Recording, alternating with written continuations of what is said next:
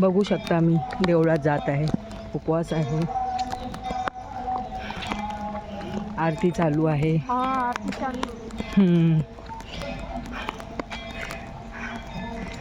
छान वाटतं उपवासा दिवशी. आणि आरतीसुद्धा मला भेटेल नाही भेटणार, पण ठीक आहे, ऐकायला तरी मिळाली. खूप छान. आता एवढं व्यवस्थित चढून देऊ दे भोलेनाथ.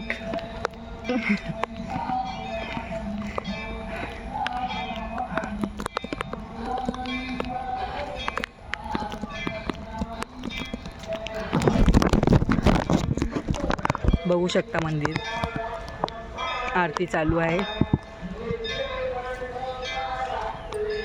तोपर्यंत पोचेल वाटत नाही.